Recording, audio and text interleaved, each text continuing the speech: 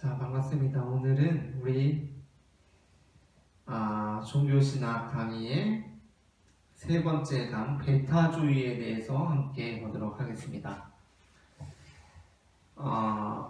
우리가 앞서도 살펴보았지만 다른 종교를 바라보는 어떤 그리스도의 입장으로서 우리가 크게 세 가지를 들 수 있다, 그렇게 함께 했어요. 크게 세 가지 뭐였냐면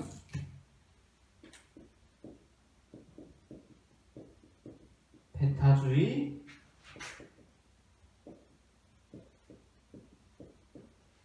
포괄주의, 다원주의입니다. 베타주의, 포괄주의, 다원주의. 우리가 그리스도인으로서, 기독교인으로서 다른 종교를 바라보는 세 가지 관점, 이렇게 말씀을 드렸는데 베타주의에 대해서 오늘 다루고 있어요. 베타주의에 대해서 다루면서 베타주의의 또 다른 이름은 뭐라고 했었냐면 복음주의라고 했습니다. 베타주의와 복음주의는 다르다고 말하는 사람들도 있지만 교재에서는 베타주의와 복음주의를 같은 입장에 대한 다른 표현으로서 사용하고 있고요. 그래서 베타주의, 복음주의, 알리스터 맥그레스라는 사람의 글들을 위주로 해서 이 사람이 베타주의자, 복음주의자이기 때문에 그의 이 베타주의적 입장에 대해서 살펴보고 그로부터 우리가 얻어야 할 것, 취해야 할 것들과 그 한계들, 거기에서 우리가 조심해야 할 것들을 살펴보려고 하는데 먼저 우리 교재에서 제가 유심히 보았던 것 중에 함께 나누고 싶었던 것은 다원주의에 대한 베타주의의 비판입니다. 다원주의에 대한 베타주의의 비판이에요.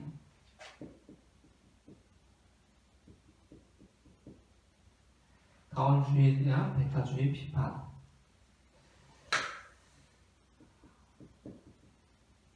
자, 우리가 이 베타주의를 다루면서 생각해야 할 것은 우리 한국 교회 대부분의 기독교인들이 아마도 베타주의자, 복음주의자일 거라고 생각이 돼요. 그래서 베타주의에 대해서 다루고 특별히 베타주의의 유익한 것들을 말하는 것은 문제가 될 것이 전혀 없겠지만 이 베타주의의 한계라든가 우리가 이 베타주의의 문제점들을 말하는 것은 굉장히 조심스러운 문제일 수 있어요. 그렇죠? 그리고 또한 이 다원주의에 대해서 우리가 이야기를 하고자 할 때 종교적으로 다원주의자라는 것이 마치 굉장히 깨어있는 듯한 인상을 주는 면이 있어요.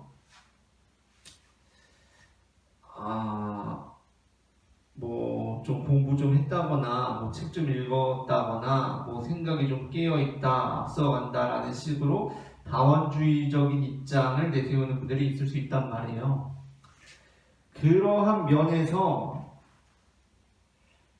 이 다원주의에 대한 베타주의의 비판을 한번 생각해 볼 필요가 있다는 겁니다. 다원주의 역시도 굉장히 문제점이 많은 입장이고, 물론 다원주의라는 것이 하나로 묶여질 수가 없고 다원주의 자체가 굉장히 다원적인 입장들을 가지고 있기 때문에 다원주의라고 딱 말하기는 어렵습니다. 그래서 이제 우리 교재에서도 말하고 있지만 이론적 다원주의입니다. 이론적 다원주의, 초기 다원주의라고 할 수 있을 것 같아요. 다원주의의 초기 모델이에요. 다원주의의 초기 모델로서 이 이론적 다원주의. 다원주의의 초기 모델로서 이론적 다원주의를 주장한 사람들 중에 많은 이들이 다원주의자들은 대체로 베타주의에서 포괄주의에서 다원주의로 가는 그들의 삶의 여정을 지니고 있기 때문에 다원주의 안으로 들어가서도 계속해서 이쪽 방향으로 나아가는 경향이 있습니다. 물론 그렇기 때문에 그들의 초기 입장이라고 할 수도 있겠는데 존 힉이라든가 폴 리터라든가 존 캅 같은 사람들을 들 수 있을 것 같아요. 그들의 초기 모델. 참고로 존 힉이라는 사람의 이 다원주의 초기 모델, 이론적 다원주의, 실제 중심적 다원주의에 대해서는 제가 제 석사학위 논문을 쓸 때 다뤘던 바 있고, 이거를 여러분이 인터넷 검색에 RISS라고만 치시면 거기 사이트에 들어가셔서 우리나라에서 나온 모든 석사학위 논문들을 그들이 수락했으면 다 읽어볼 수가 있습니다. 여기에 들어가셔서 제 논문도 읽어보실 수가 있어요. 여러분이 누구나 다운받아서 무료로 읽어볼 수 있기 때문에 인터넷에 RISS라고 검색을 하셔서 들어가셔서 제 이름을 검색하시거나 그렇게 하셔가지고 제 논문을 검색해 볼 수 있어요. 존 힉 이용해 이런 식으로 검색하면 나오겠죠. 어쨌든 이 초기 모델들에서 비판을 합니다. 비판을 해요. 베타주의의 입장에서 이걸 우리가 나는 다원주의자야. 나는 다른 종교에도 다 구원이 있을 수 있지 뭐 라고 말하는 사람들이 잘 생각해 보아야 하는 문제예요. 자, 난 다원주의자야. 다른 종교에도 다 구원이 있을 수 있지 뭐. 불교 믿고 힌두교 믿어도 구원 받을 수도 있겠지 라고 생각하는 사람들에게 자, 베타주의자로서 알리스터 맥그레스가 이렇게 비판합니다. 이들의 주장 자체가 굉장히 동질화,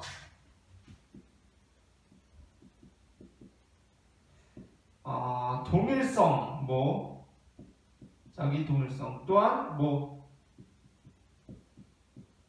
자기 동일화라고 할 수도 있겠는데요. 이러한 동질화, 자기 동일성, 자기 동일화라는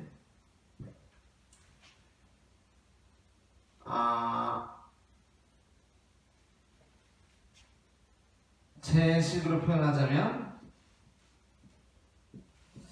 제국주의적 성향을 가지고 있다라고 비판합니다. 그러니까 제가 정리를 하자면 이거예요. 제국주의적 성향을 가지고 있다는 거예요. 뭐냐면 제국주의적이다라는 거는 제국이잖아요. 제국, 그렇죠? 다른 문화, 다른 나라들의 모든 문화들을 내 것으로 만들려고 하는 그러한 겁니다. 내 것으로 만들려고 하는 것. 나와 똑같이 만들려고 하고 나처럼 되게 하는 것이 바로 제국주의적인 것인데, 자, 여기서 이제 우리가 다룰 게 교재에서 나오지만 존 힉의 신중심 또는 실제중심적이에요. 신중심. 또 이제 여기 가서 좀 이제 헷갈리게 되어 있는데, 사실 구원중심적은 보통 폴리터로 보거든요. 구원중심적 다원주의. 구원중심적 다원주의는 폴리터로 보는데, 우리 교재에는 이제 물론 다른 표현이 있을 거예요. 그러나 구원중심적이 이제 종합이라고 되어 있고, 보통 종합은 그리스도 중심적입니다. 그리스도 중심적 다원주의예요. 폴리터 역시 구원중심적 다원주의로 폴리터가 간 것은 후기의 모델이라고 할 수가 있고, 폴리터가 아직 생존해 있는 것으로 제가 알고 있는데, 어쨌든 초기에는 구원중심적이 아니었어요. 폴리터도 굉장히 존과 유사한 입장이었다가 계속해서 학문을 하면서 이제 구원중심적으로 이제 넘어간 그런 케이스인데, 구원중심적이랑 그리스도 중심적이 완전 같진 않습니다. 폴리터와 종합의 입장이 완전 같진 않지만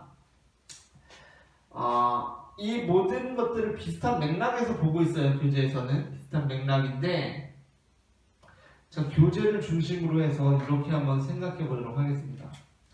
자, 다원주의에는 두 가지 모델이 있을 수 있어요. 뭐냐면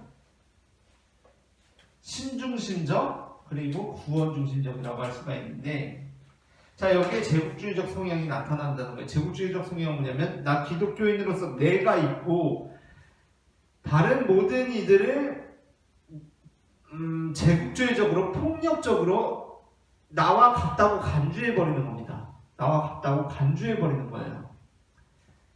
그러니까 이 우리 교재에서도 계속해서 나오지만 나라는 주체가 저기 타자를 나의 상대로서 여기는 것이 아니라 단순히 대상으로 여기고 그것을 이 주체의 입장에서 마음대로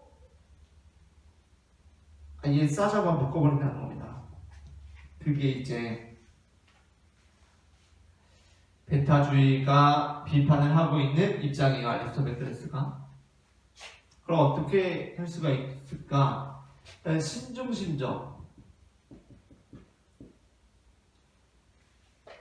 신중심적이라는 거는 우리가 뿌리라고 비유를 할 수 있을 것 같아요. 뿌리. 어떤 뿌리로서 다원주의의 공통 근거를 찾으려고 하고 그 안에서 다른 것들을 내 마음대로 주물럭거린다 하는 것이고,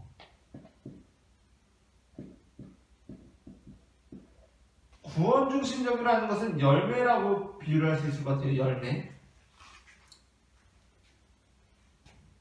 어떤 모든 종교들의 결과, 모든 종교들의 지향점으로서의 그 동일성을 말하는 거라고 할 수 있겠습니다. 이거에 대해서 이제 베타주의가 비판을 하는 거예요. 어떻게 그럴 수 있느냐? 이 다원주의라는 것이 얼마나 말도 안 되는 주장이냐라고 이제 얘기하는 겁니다. 자,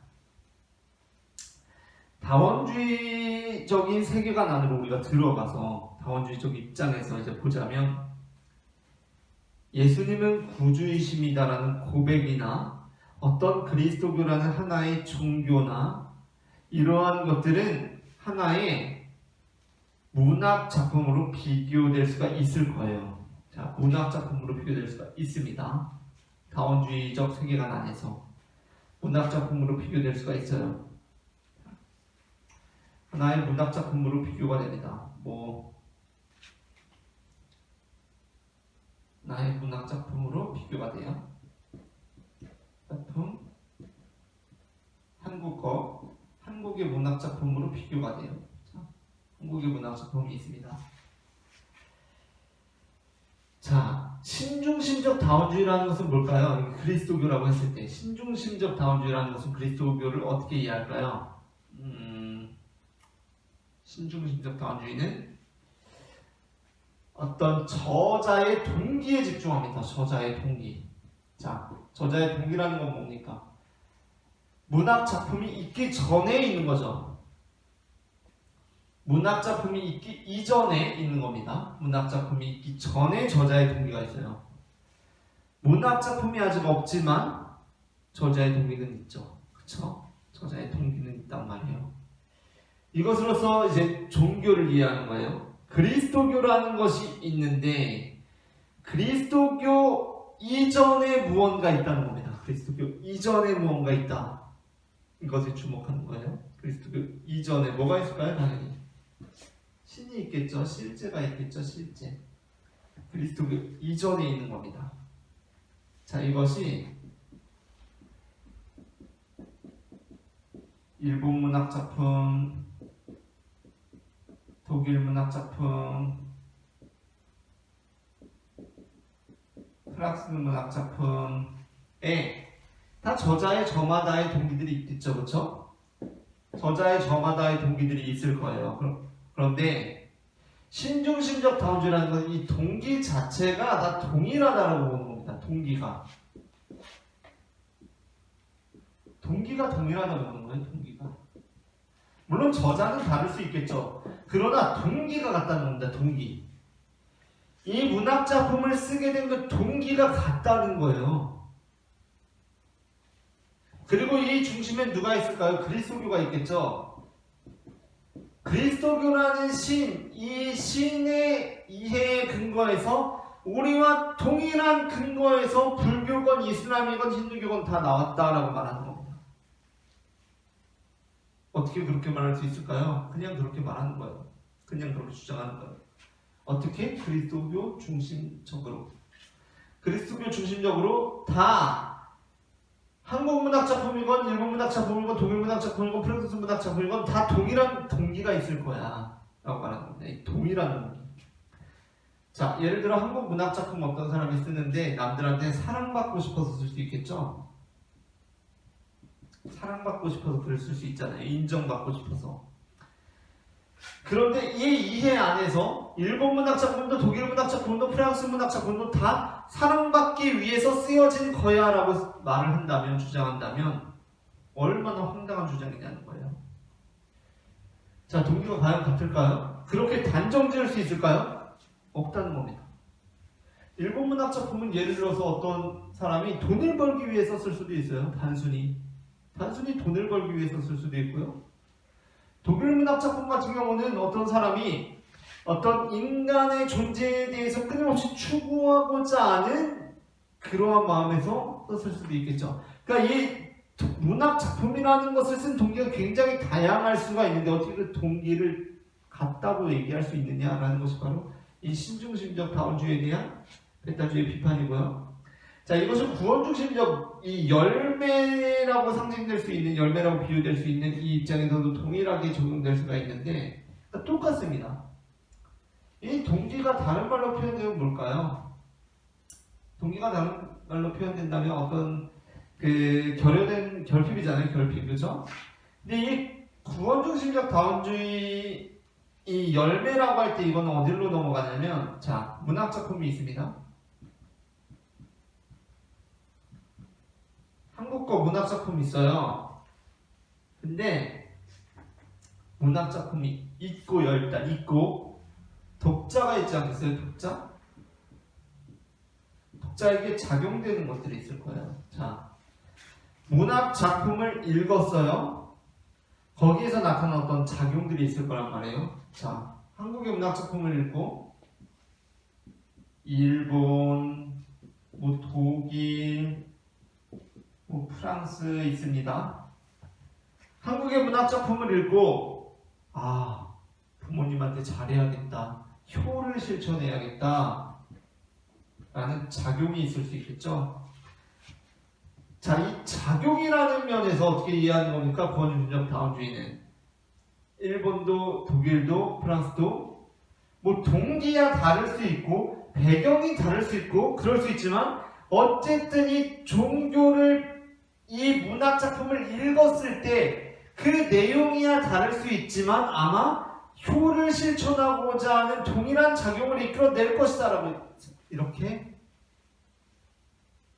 그냥 상정하는 겁니다. 상정. 자, 여러분, 문학 작품으로 우리가 비유를 한다면 말도 안 되는 주장이죠. 말도 안 되는 주장이에요.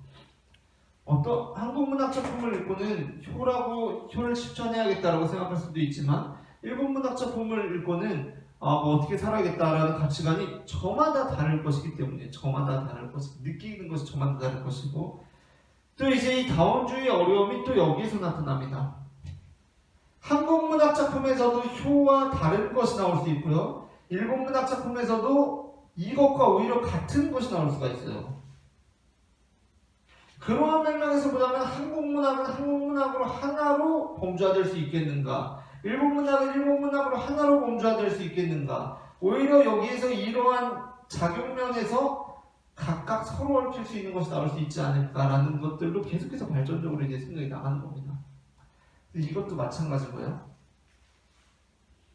그렇기 때문에 이 베타주의에서 우리 교재에서 베타주의적 입장에서 이 다원주의를 비판하는 거 이거를 우리가 눈여겨볼 필요가 있는데 왜냐하면 이제 이론적 다원주의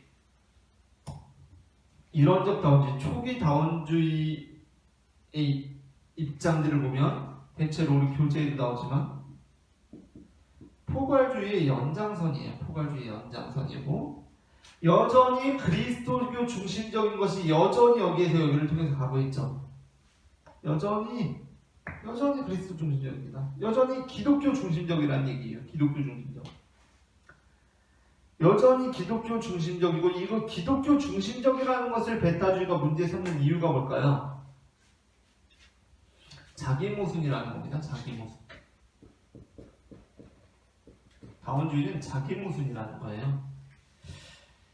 자, 앞서 제가 말씀드렸지만 이 세계관 안으로 들어갔을 때 이러한 비유가 가능한데 이러한 비유가 가능한데 갑자기 그리스도교 중심적이 나오면서 자기 모순적으로 빠진다는 겁니다.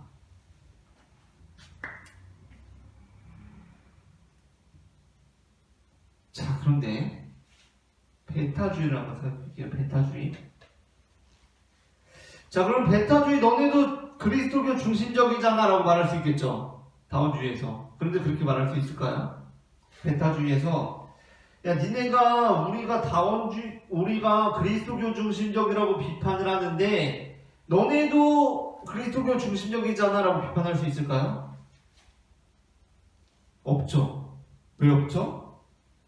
베타주의라는 세계관 안에서는 그것이 자기 모순에 빠지지가 않기 때문입니다. 자, 생각해보세요. 베타주의에서는 기독교가 하나의 문학작품이 될 수 있을까요? 없을까요? 비유될 수 있을까요? 없을까요? 쉽게 말해서 베타주의에서는 그리스도 자체가 하나의 문학작품으로 비교될 수가 없어요. 왜? 비교될 수가 없습니다. 왜 그럴까요? 우리 교재에서 이제 다시 뒷부분에서 앞부분으로 가는 겁니다. 교재의 앞부분으로. 베타주의에서는 기독교가 하나의 문학작품으로 비교될 수가 없어요. 왜죠? 이 기독교의 그리스도라는 것, 이 그리스도가 유일하기 때문입니다. 유일하기 때문입니다. 그리스도의 이 유일함을 문학작품에 비유할 수가 없죠. 그리스도는 문학작품에 비유할 수가 없어요. 왜? 유일하기 때문입니다. 유일. 자, 근데 이제 여기에서 이제 베타주의에 더 이제 나아간 주장들이 나오기 시작하는데, 자, 생각해 봅시다. 그리스도는 유일해요. 베타주의에서. 그리스도는 유일하다. 그런데 생각해 보세요. 유일하지 않은 것이 있습니까? 유일하지 않은 것이 있습니까? 우리가 하나님은 유일하신 분이다. 우리는 유일신보다도 삼위일체 신앙이지만 대부분의 사람들이 하나님 유일하시다 고백하기 때문에 하나님이 유일하시다, 예수님은 유일하시다라는 고백을 할 때 유일하다는 것이 찬양이 될 수 있을까요? 유일하다는 것이 경배의 이유가 될 수 있을까요? 저도 유일하잖아요. 저도 이용세 유일하잖아요. 이 영상을 보고 있는 당신도 유일하잖아요. 다 유일하잖아요. 다 유일한데 왜 이 그리스도의 유일함이 경배의 이유가 되느냐? 베타주의에서는 여기에서 일순간에 도약을 합니다. 뭐로 도약을 하죠? 보편으로 도약합니다.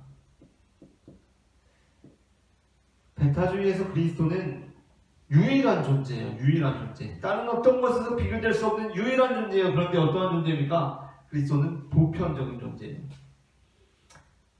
우리는 다 유일하지만 보편적인 존재는 아니죠. 우리는 단지 유일하고 개별적인 존재라는 거예요. 개별. 그리스도가 아닌 다른 모든 유일한 것들, 그리스도가 아닌 다른 모든 유일한 것들은 개별적일 뿐이에요. 개별적인 것. 그러나 그리스도만이 보편적이라는 겁니다. 그리스도만이 보편적이라는 거예요. 여기에서 이 베타주의와 다원주의의 이 세계관의 차이가 나타나는 겁니다. 지난주에도 우리가 말했지만 보편적이라는 것은 뭡니까? 어떤 언어죠? 보편적이라는 거? 과학적인 언어예요. 과학적인 언어. 자, 베타주의에서 고백하는 그리스도는 과학적인 존재입니다. 과학적인 존재. 이게 무슨 얘기냐면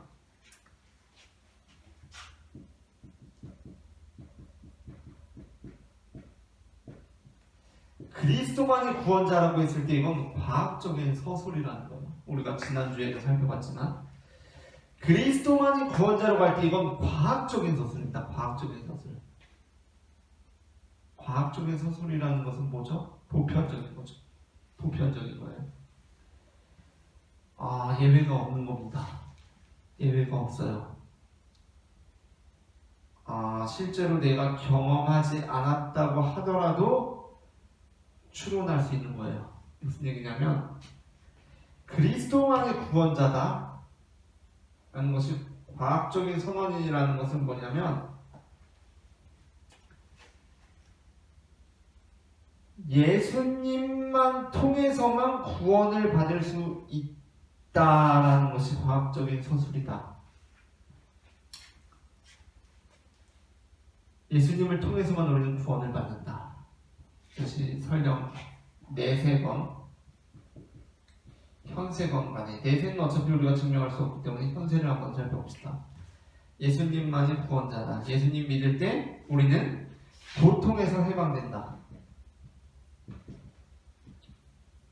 해방된다 하는 것이 과학적으로 서 있어요. 베타주의에서는 예수님만이 우리를 고통에서 해방시켜 줄 수 있어요. 다른 어떠한 것도 우리를 고통에서 해방시켜 줄 수가 없어요. 예수님만이 우리를 고통에서 해방시켜 줄 수가 있다. 그래서 현세를 생각해 봅시다. 예수님 믿고 고통 중에 있는 사람을 볼 수 있겠죠. 그렇죠? 예수님 믿고 고통 중에 있는 사람을 볼 수 있어요. 그러나 그럼에도 불구하고 이 믿음은 무너지지 않아요. 왜 그렇죠? 왜 그렇죠? 이것이 과학적이기 때문입니다. 과학적인 사실로 우리가 믿고 있기 때문이에요. 보편적인 진리로. 자, 생각해 봅시다.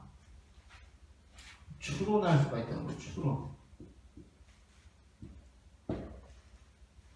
자, 저는 모든 지구에 있는 사물이 땅 아래로 떨어진다는 것을 믿는 사람이죠. 그렇죠? 과학적인 진리로서 그렇게 믿는 사람입니다. 지금까지 이 지구가 생겨나고 나서 그것이 계속해서 단 한순간도 빠짐없이 그 작용이 있었을 것이라고 믿는 사람이에요. 그렇다면 제 뒤에서 누가 공을 힘껏 던져서 공이 위로 쫙 올라갑니다. 근데 제가 올라가는 것까지만 보고 그걸 보지 못했어요. 뭐 차를 타고 이동하는 중이었든지 제가 돌아섰든지. 그렇다고 하더라도 저는 공이 올라가는 것을 보았지만 저는 어떻게 믿을까요? 공은 내가 비록 확인하진 못했지만 떨어질 것이라고 믿겠죠. 그렇죠? 이게 바로 과학적으로 그렇게 작용하는 거예요. 그러면서 기독교 믿음은 내 주변에 다 예수 믿고 고통당하는데도 이 믿음이 끄떡없을 수가 있어요. 그래서 과학적인 믿음이기 때문에. 과학적인 믿음이기 때문에. 이것이 주는 의미가 있습니다. 그렇죠? 이거는 우리가 베타주의에서, 복음주의에서 굉장히 중요하게 고수해야 할 가치예요. 이 과학으로서의 믿음이죠. 과학으로서의 서술된 믿음. 이게 일단 중요해요. 이게 우리가 베타주의를 무조건적으로 비판할 수 없는 이유입니다. 이것이 곧 믿음의 힘이기 때문이에요. 그러나 또 한편으로 이 베타주의의 한계를 우리가 한 가지 지적하면서 오늘 이제 수업을 마치려고 하는데, 베타주의 진리가 과학적으로 서술되기 시작할 때, 과학적으로 서술되고 고백되기 시작할 때, 여기 고백이라는 말을 쓸게요. 우리는 굉장히 많은 것들을 잃어버릴 수가 있습니다. 믿음은 과학이 아니죠. 신앙은 과학이 아닙니다. 종교는 과학이 아니에요. 그러나 이것이 과학으로서 서술되기 시작할 때 여기에 나타날 수 있는 여러 가지 부작용들이 있어요. 가장 중요한 것은 폭력이 나타날 수 있고요. 폭력이 나타날 수가 있고, 그리고 우리는 이 안에서 누려야 할 엄청나게 많은 유익들을 잃어버릴 수가 있다는 겁니다. 유익을 잃어요. 왜 그럴까요? 이 안에서 폭력이 작용하고 있기 때문이에요. 폭력이 작용하고 우리의 흥미를 잃어버리게 만들어요. 자, 과학적인 기술이라는 것은 이렇게 이야기할 수 있을 것 같아요. 학교 공부 있죠? 학교 공부. 물론 학교 공부에 예체능도 있습니다. 문학도 있고요. 그러나 학교 공부는 뭐가 있냐면 답이 있죠. 답이 있다는 면에서 과학적이에요. 학교 수업에도 문학이라는 과목이 있지만 그럼에도 불구하고 문학이 문학적이지 못하고 과학적인 이유는 뭐죠? 그 안에 답이 있기 때문이에요. 답이 있을 때 그건 더 이상 문학으로서의 의미가 없다고 할 수 있지만 굉장히 많은 부분을 상실하겠죠. 답이 있는 문학. 자, 그러한 의미에서 문학조차도 과학적이 되죠. 학교 공부에서. 자, 이것이 바로 학교 공부가 과학적이라는 건데, 그렇게 됐을 때 우리는 학교 공부에 무엇을 잃어버릴까요? 흥미를 잃겠죠. 흥미를 잃어요. 흥미. 재미가 없다고요. 재미가. 물론 학교 공부가 재밌는 사람들도 있을 수 있겠지만 학교 공부는 근본적으로 재미가 없는 것이 답이 있기 때문에 내 생각을 인정하지 않죠. 내 생각이 인정되질 않아요. 정해진 답이 있어요. 그 정해진 답에 맞지 않으면 난 틀린 거라고요. 내 존재를 부정당한다고요. 내가 잘못된 거라고요. 그러한 의미에서 학교 공부는 과학적이고 폭력적이고 우리의 흥미를 잃어버리게 만든다는 겁니다. 믿음 역시 마찬가지라는 겁니다. 믿음 역시. 믿음이 과학적으로 서술되기 시작할 때 예수님만이 구원자시다 라는 것이 과학적으로 서술되기 시작할 때 우리는 그 안에서 느낄 수 있는 진정한 유익들을 이룰 수 없을 거다 라는 것이 베타주의 한계예요. 그건 이제 지난주에 우리가 함께 나누었던 강의에서도 연결되는 맥락이라고 할 수가 있겠는데 그런 거죠, 그죠? 예수 그리스도만이 우리의 구원자가 되신다라는 과학적인 진술로서 이것이 주어졌을 때 우리는 그 안에서 어떠한 감격도 느낄 수가 없는 겁니다. 어떠한 감격도. 그러나 그것이 이 과학적인 서술이나 고백이 아니라 우리 신앙적인 고백이 되었을 때, 종교적인 고백이 되었을 때 우리는 그 안에서 함께 기뻐할 수 있는 거예요. 자, 오늘은 여기까지 베타주의를 우리가 같이 살펴보았고요. 베타주의라는 것이 우리 교재에서도 나오고 우리가 계속해서 강조하고 있지만 역사적 흐름이 베타주의, 포괄주의, 다원주의로 가고 있다고 해서 베타주의가 뭐 포괄주의나 이 다원주의보다 덜 발달한 그런 게 아닙니다. 오늘 우리 생활 속에서 베타주의, 포괄주의, 다원주의가 모두 같이 있기 때문에